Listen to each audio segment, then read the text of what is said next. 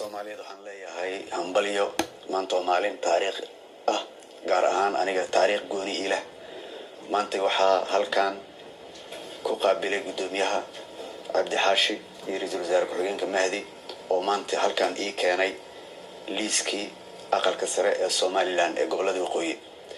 Alxamdulillah muddo dheer halgan dheer oo aan soo wada marnay saddexdayadaba maanta alxamdulillah waxaan halkan ku haynaa liiska musharaxiinta aqalka sare ee Soomaaliland. shacabka Soomaaliyeed waxaan leeyahay garab istaaga oo hambalyeeya oo ducada waa dhinaciina hawshaan musharaxiinta u taagan aqalka sare ee Soomaaliland waxaan Ilaahay subhanahu wa ta'ala uga baryayaa inuu noo soo gabagabowdo horraanta isbuuca tartanka ka dhici doona insha Allah magaalada Muqdisho. waxaan rajaynayaa dhammaan musharaxiintan aqalka sare inuu Ilaahay u fududeeyo iyagana Allah subhanahu wa ta'ala garabkooda galo. anigana waa soo dhaweynayaa ducadii waa ku tufay waan garab istaagay sidaan hore idinkugu sheegayna doorashadii way socotay ma sha Allah maanta horumar ayuu dalka ku talaabsaday doorashadii Soomaaliland sidaan ayay noogu furan tahay. wabillahi tawfiiq wassalaamu calaykum waraxmatullaahi wabarakaatuh.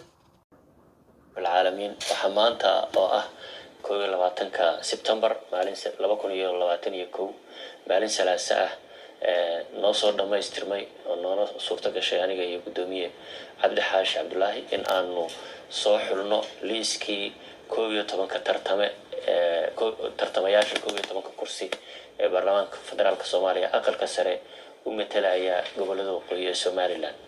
liiskan oo soo gudbinay uu nala hubiyay waajibaadkii ka saarnaa uu ka gutay waxa uu maanta diyaar u yahay in aanu shaacino una soo bandhigno bulshooyinka Soomaaliyeed murashaxiinta kuraasta u tartamaysaana ay ogaadaan waxaanu marnay wado dheer oo aan ku kala xuleynay tartamayaal fara badan anagoo shuruudihii dastuuriga ahaa iyo kuwii habraacyada ku qornaaba la eegnay kuna hubinay kuna jeegaraynay.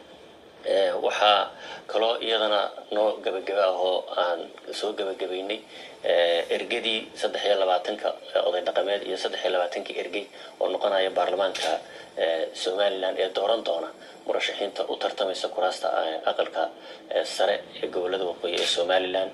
waxaan u hambalyeeynaa ra'iisul wasaaraha xukuumadda federaalka Soomaaliya mudane Maxamed Xuseen Rooble doorka shariifka ah ee runtii iyo isxilqaamida iyo mas'uuliyadda uu ka qaatay in ay hore u socoto doorashada xildhibaanada labada aqal ee Soomaaliland oo maanta aynu halkan ku shaacinayno musharaxiinta aqalka sare ee ra'iisul nala hubiyay noo baarigay noogu duceeyay mar walba ra'iisul wasaare taageeradaada waa u baahannahay iyo garab istaagaaga waad ku mahadsantahay runtii mar walba sida aad noola barbar taagan tahay in shaqadaasi ay hore u dhaqaaqdo. intaasaan kusoo gabagabeynayaa odaytinimada gudoomiye Cabdi Xaashi Cabdullaahina waan hambalyeeynaya iyo dulqaadka uu muujiyay. waxaa kaloo noo hambalyeynaya doorka runtii gudoomiyaha maxkamadda sare uu geedi socodkan oo dhan uu ka qaatay. intaasaan kusoo koobi doonaa. wassalaamu calaykum waraxmatullaahi wabarakaatuh.